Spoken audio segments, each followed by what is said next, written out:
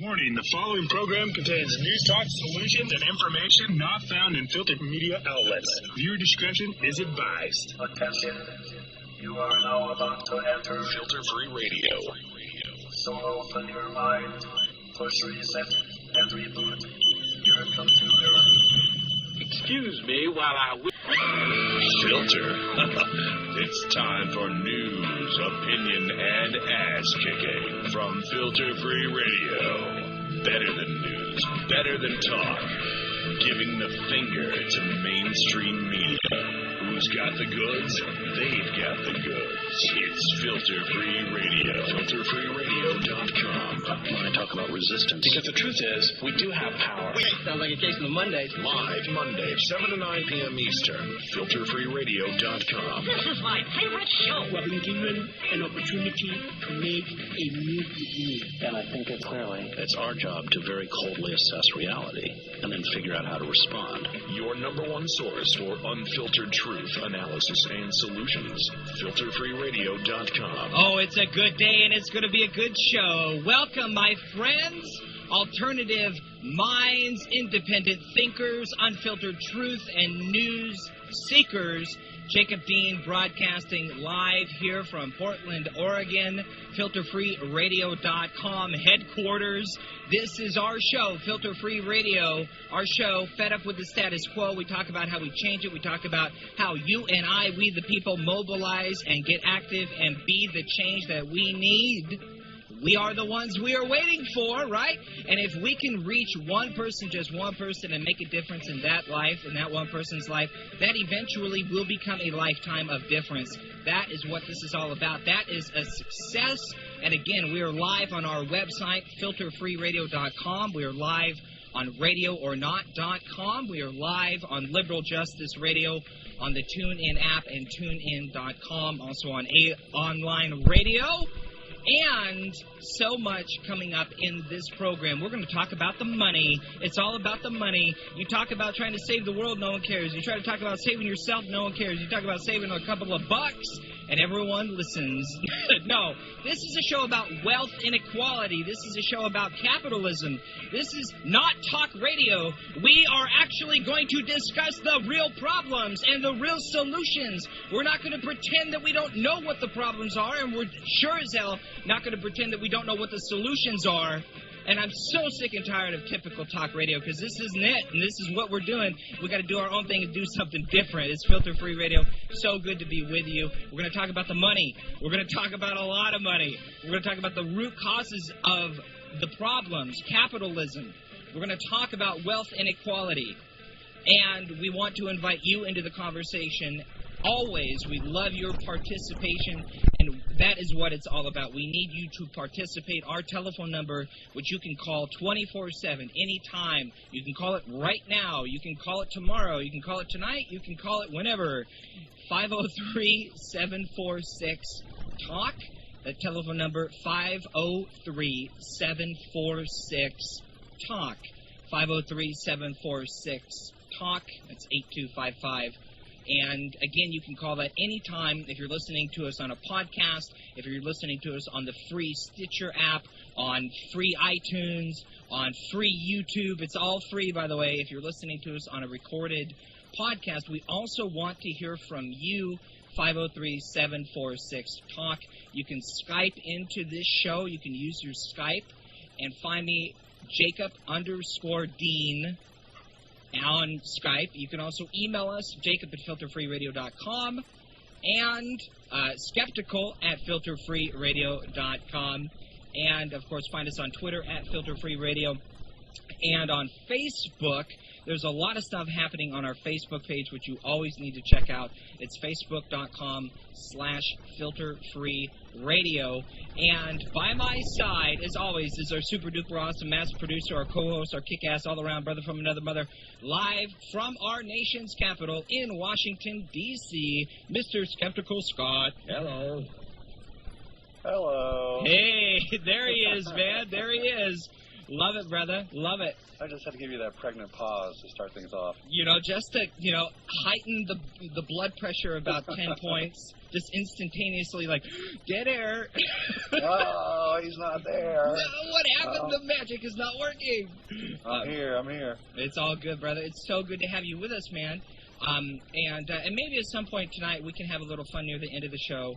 We can talk a little basketball or something, because I know both of you and I are still pumped over that game last night. No one knows what I'm talking about, and I don't want to dive too much into the fluff today, but we can talk about the Portland Trailblazers beating the Houston Rockets. This is why I'm wearing black, red, and white right now, and if you're watching this on the video screen, I just want to throw that one out there. Horrible officiating, but, we digress, right?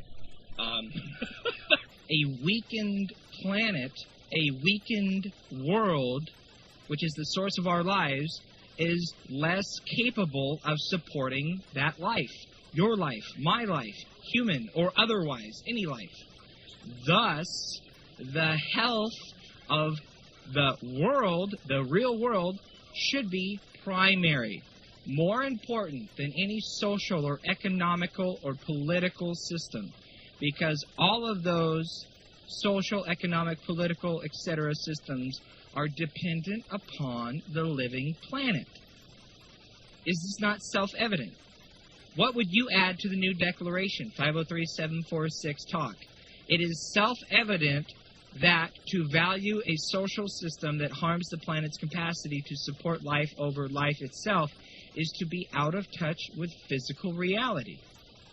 Any way of life based on the use of non-renewable resources is by definition not sustainable.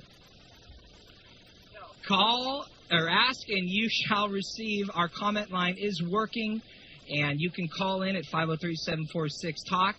And we have on the line with us our good friend, Mr. Mark Taylor-Canfield. What's up, brother? What's on your mind? Hey, I've been watching the show, so keep up the good work, guys. Thank you, there's a couple, there are some events that are happening. By the way, join us in the chat room. We're having a good time. But I would say that there are some events coming up in Seattle that might relate directly to the theme of tonight's show, and I'll give a quick report on those. There's a $15 an hour minimum wage national conference happening in Seattle on the 26th, April 26th, and the speakers that are going to be at that conference are pretty interesting because it's David K. Johnston, who's an investigative journalist and author. He won a Pulitzer Prize in 2001, and he is also the author of Free Lunch, Perfectly Legal, and The Fine Print. And his latest collection is called Divided, The Perils of Our Growing Inequality. Mm-hmm.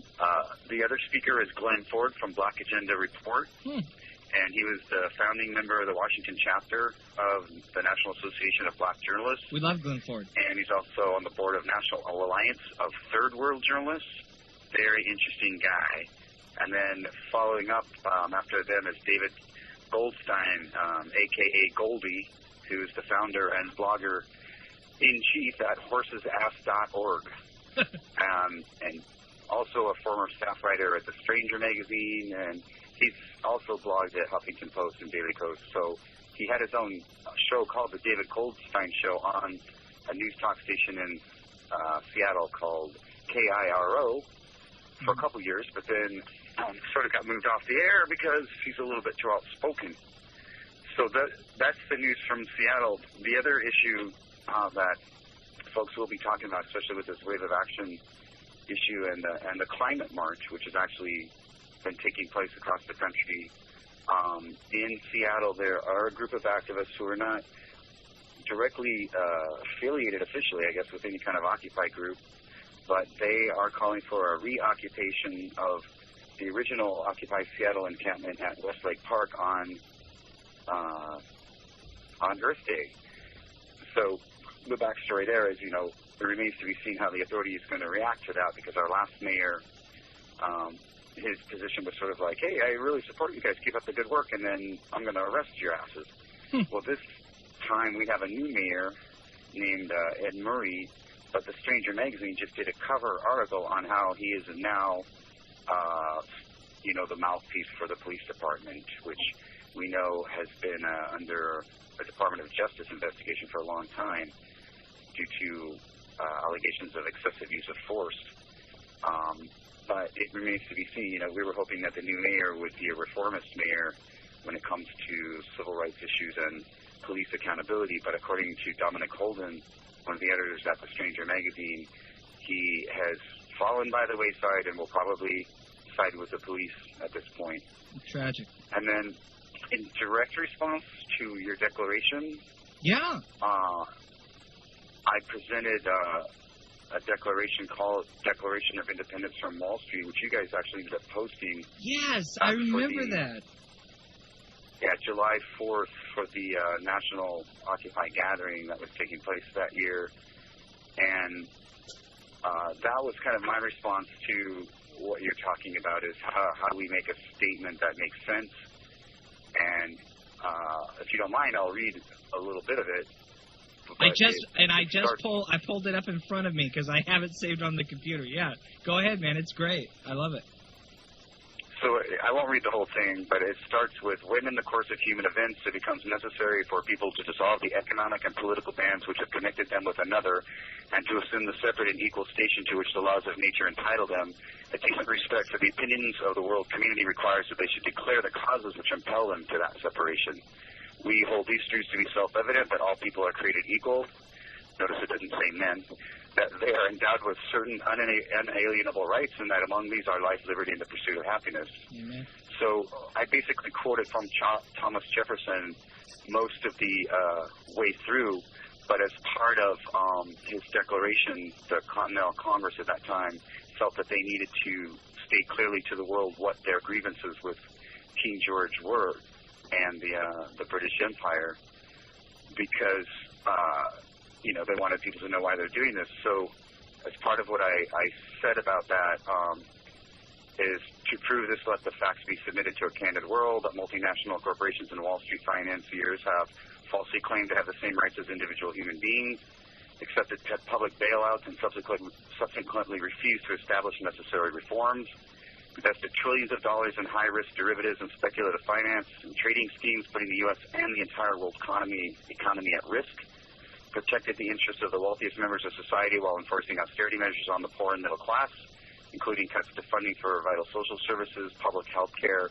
education, and transportation, supported and promoted destructive international trade agreements which undermine democracy and violate the sovereignty of the people, taken away our homes, devalued our pension funds, contributed to writing federal and local government regulations in a manner which favors corporate profit and endangers the public health, safety, and welfare, controlled our electoral system through unlimited funding of political campaigns, dominated our financial system with economic policies resulting in the outsourcing of jobs, high unemployment, lower wages, cuts to health, dental, and pension benefits for workers, and widespread suffering and impoverishment for the people. Now, it continues on with these points, right. But what I really wanted to say at the end was that basically after the violations of the Bill of Rights and protections on freedom of speech, assembly, privacy, and due process of law, including extrajudicial, the right to extrajudicial drone assassinations of U.S. citizens in other countries under the provisions of the War on Terror regime. I list a lot of that. The weakened Fourth Estate, which is the press, through mass commercialization and corporate consolidation of the media, resulting in loss of press freedom. And so at the very end, what I said is, we therefore the people who solemnly... I'm just saying, if I may, Mark, can you start with the paragraph where you say, we therefore the people do solemnly publish and declare, and read that paragraph, because I've got it in front of me, and it is absolutely brilliant, and I know we covered it when it came out, but we are talking about the new declaration this hour, and this is Mark Taylor-Canfield's Declaration of Independence from Wall Street. Can you read that paragraph, Mark, because it's brilliant, and it's your words, so... We therefore... I'm just saying, if I may, Mark, can you start with the paragraph where you say, we therefore the people do solemnly publish and declare, and read that paragraph, because I've got it in front of me, and it is absolutely brilliant, and I know we covered it when it came out, but we are talking about the new declaration this hour, and this is Mark Taylor-Canfield's Declaration of Independence from Wall Street. Can you read that paragraph, Mark, because it's brilliant, and it's your words, so...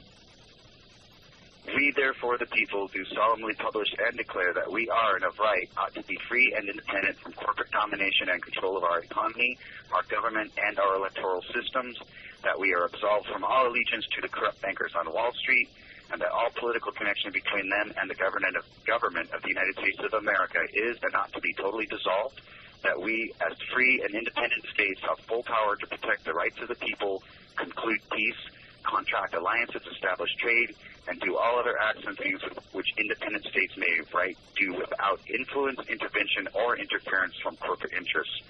And for the support of this declaration, with a firm reliance on our solidarity with people all around the world who are struggling against tyranny to establish peace and freedom, we pledge to each other our mutual aid, assistance, and support.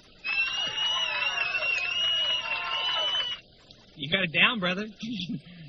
We need to put a link up to that, a new, fresh link up at the top of our Facebook page or something for that, because folks want to check that out. If they missed that, the last time we covered that.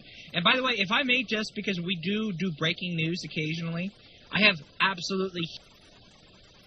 Anyways, yeah, Mark, I love it, dude. I totally forgot about your Declaration of Independence from Wall Street, and that's perfect because that's exactly what I'm asking folks to call in and talk about. And I'm so happy you called in to share that, man, because I forgot it. And it's been a little while, since we heard that, but it's always good to revisit things because the amnesia is so rampant. Admit guilty here. So, yeah, good stuff, brother. Thank you for giving people an opportunity to discuss these issues. And while you were talking about capitalism, I kept thinking of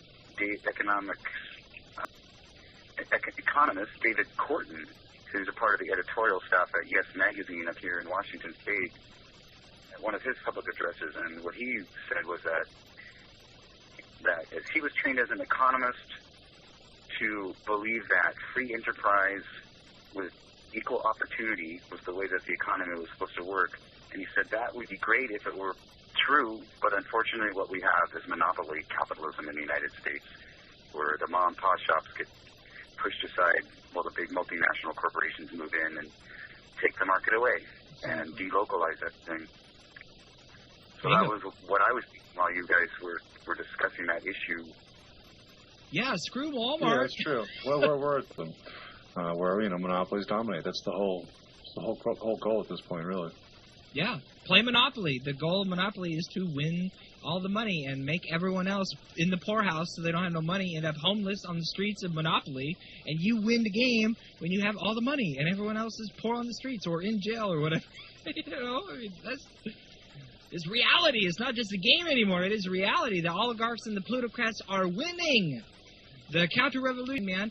I know last week I played the birthday shout-out and everything, and you called in, and you only had like 60 seconds, man, and it was real rushed and everything, but I wanted to just thank you again, Mark, for that shout-out on, national radio on Norman Goldman show. That's a big deal. Maybe 2 or 3 people found us from that, and that's great. That's great. So I can't thank you enough, man, for everything that you're doing. Aside from the brilliant and, radically fearless independent journalism that you do on a daily basis. Can you let folks know who may never have heard you, man, because we're on a new radio station now, and We Act Radio in Washington, D.C. Let folks know where they can find out more of your work, Mark.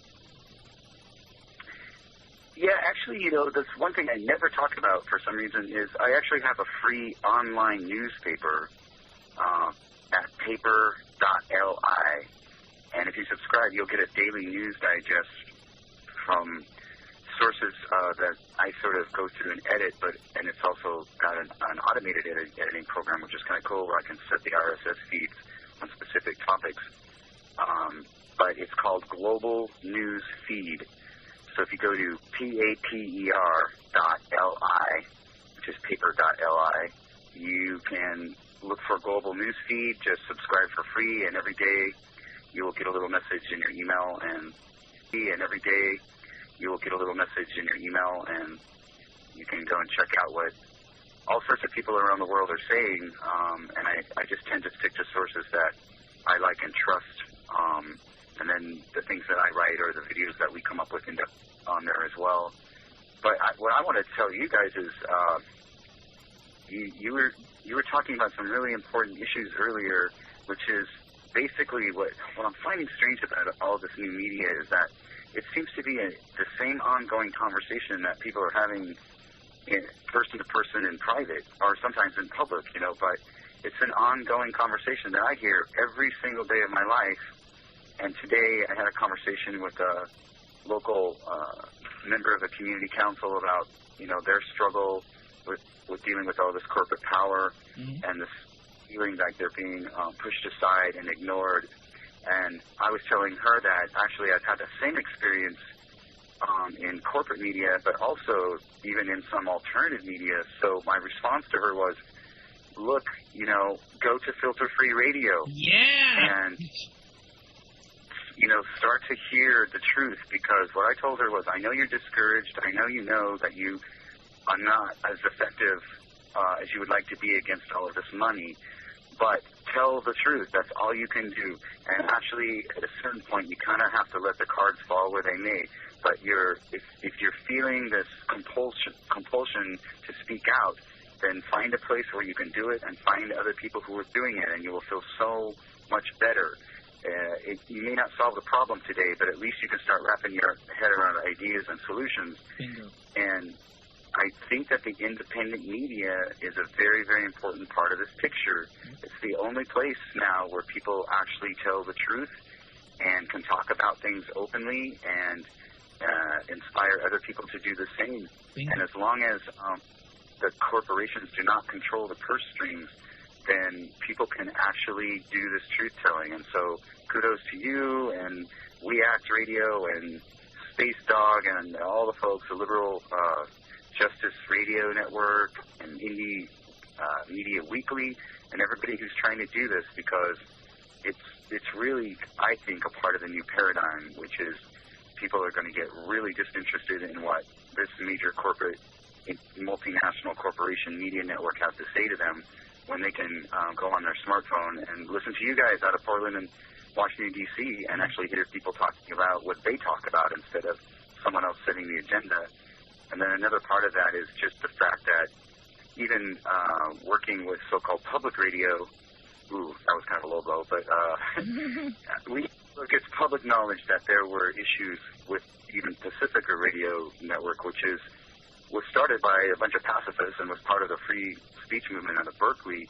But even they had a coup a few years ago on their board of directors, and the group that I worked with for 6 years, Free Speech Radio News, had problems with them wanting to control the editorial content, which is why we set up a separate foundation called Pacifica Reporters Against Censorship.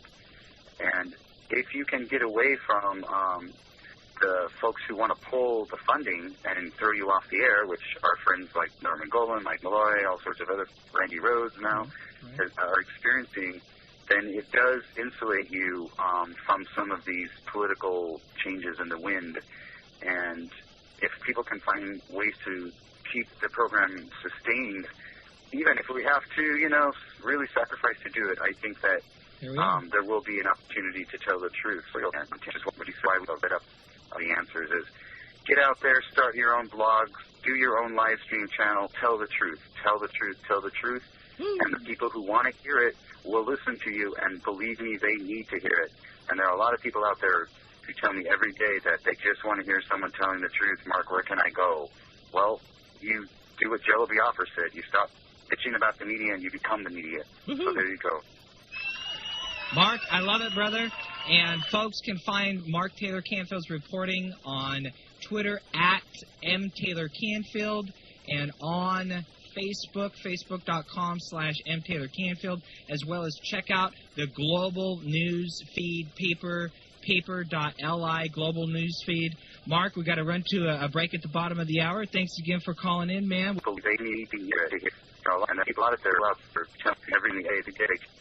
Platform here to speak the truth, brother. So that's what it's all about. Thank you again. We're really enjoying what you're doing. Thanks, Jacob and Scott. Thanks for doing your live stream today. We're enjoying it. See you next time. Thanks for calling, buddy. To speak the truth, brother. So that's what it's all about. Thank you again. We're really enjoying what you're doing. Thanks, Jacob and Scott. Thanks for doing your live stream today. We're enjoying it. See you next time. Thanks for calling, buddy. And we'll continue this unfiltered conversation. We'll take your calls, 503-746-TALK. And Mark Taylor-Canfield mentioned our good friend Space Dog of Space Dog Radio, spacedogradio.com. I'm playing the Space Dog Radio Report next on Filter Free Radio. Don't go anywhere. We'll be right back.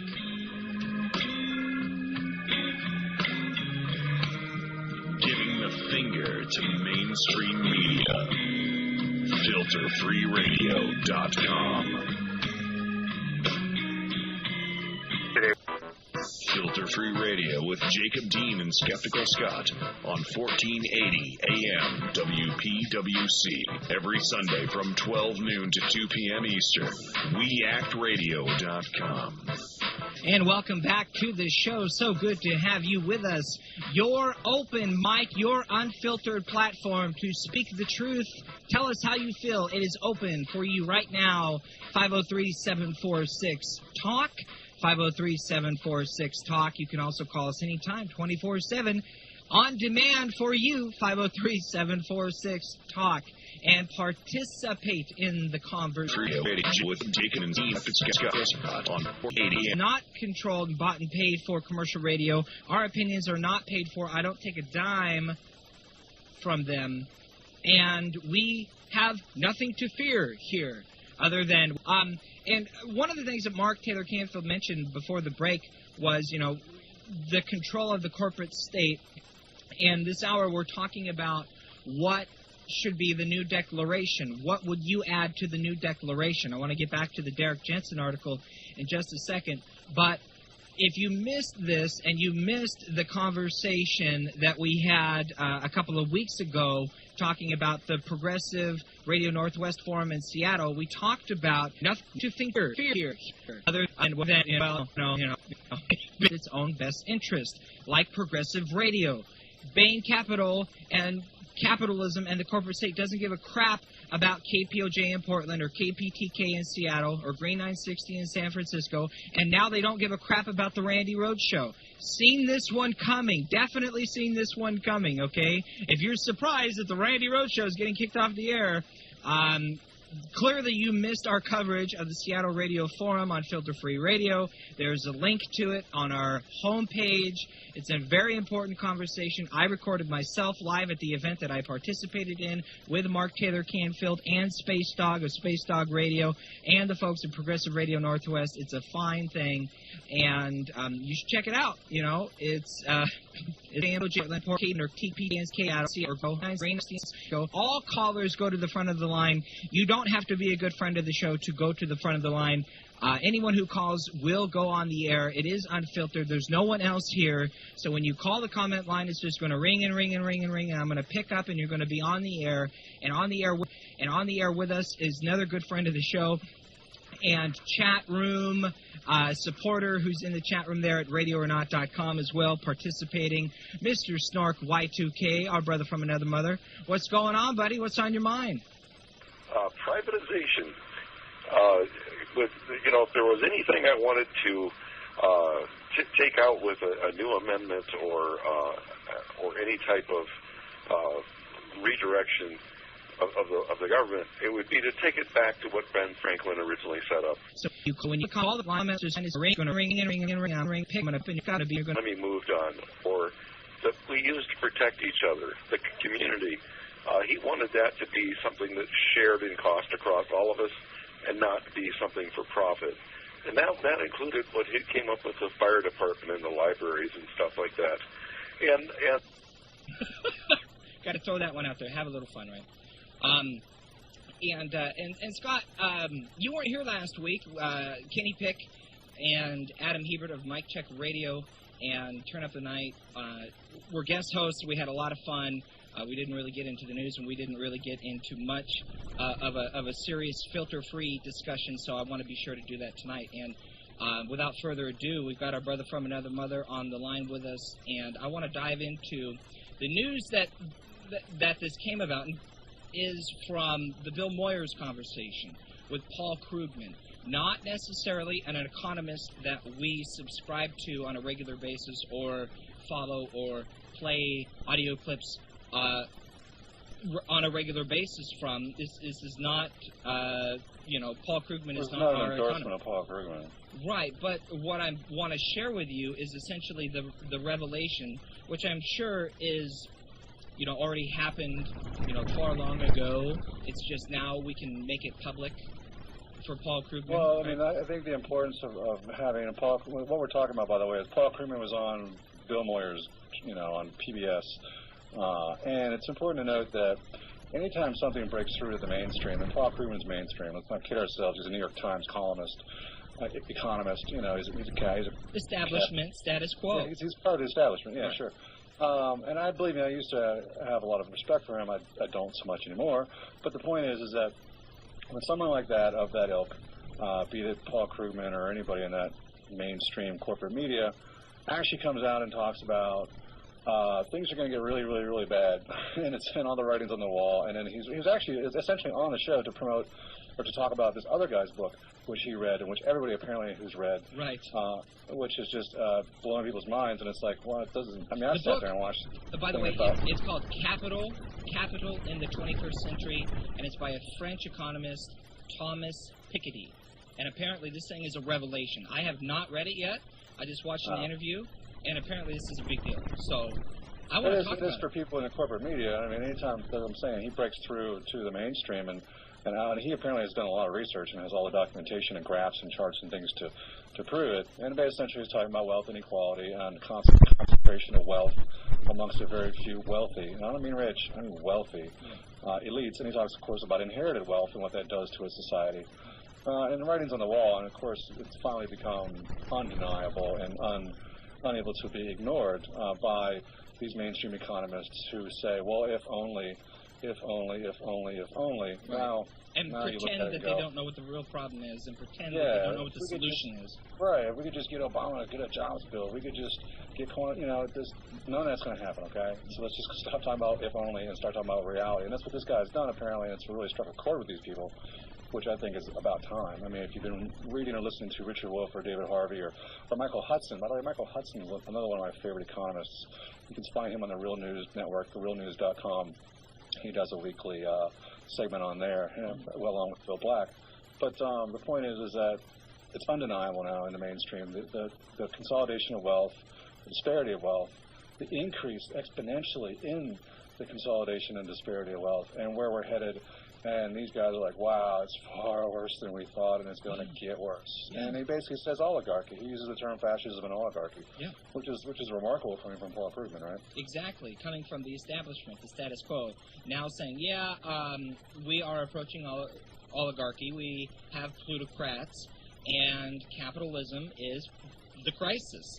We have a problem here, and the reason why I want to share these clips with you, regular listeners of Filter Free Radio, folks who have been following Skeptical Scott and I since we've been, we're talking about, we had that documentary, for example, Scott, on your blog at filterfreeradio.com, we had the documentary Park Avenue on our front page for like 3 months so folks could see it. Okay. And see it. That got a lot of hits, by the way. It got a lot of hits, and that's just the tip of the iceberg.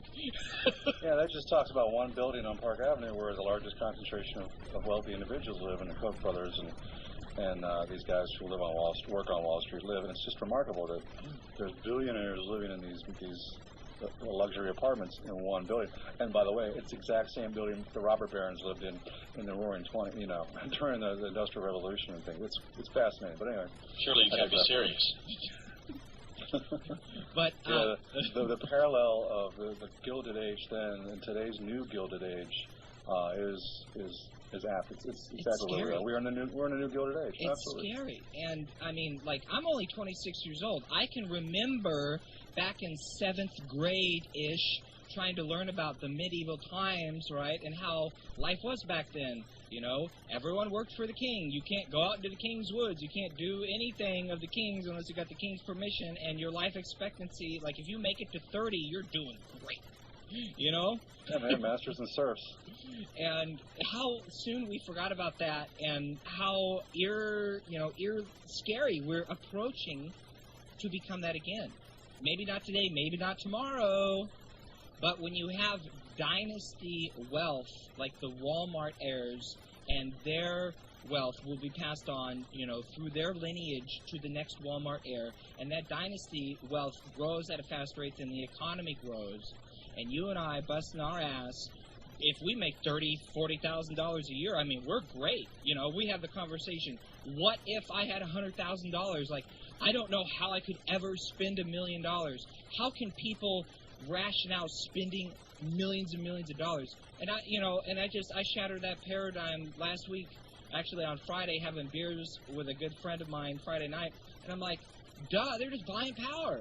That's how you spend billions and billions and billions of dollars, and this is why they need more and more and more money, because they want more power. They want to buy. Well, need's the wrong word, but yeah, that's right. When you have that much money and you have everything, when you have all the material wealth you could ever imagine and beyond, right. And you start doing just insane things to your mansions, like putting 24-karat gold on your ceiling, that kind of ridiculous stuff. Right. You get to the point where you want power. Especially what's wrong with inherited wealth is these people have never worked a day in their life. Yes. Nothing of any real consequence. And what they do is, the only thing they can do with all their money is buy power and buy elected officials and eventually buy their way into office. I mean, Michael Bloomberg is a very good example of this. Yeah. Just for one, and of course Mitt Romney and the others. Billionaire. Yeah, billionaires who run our country and run our society and make the laws and these things. And those are just the billionaires who were dumb enough to try to run for office. Those are just ones we know about. Exactly. Sheldon Adelson. Sheldon Adelson's now going to bankroll the next, regressive GOP candidate. And so this is, and then I'm talking with a good friend of mine, and we're saying, how do you spend $1 billion? And I'm like, well, you buy up a newspaper like the Washington Post, or you buy up, 800 radio stations across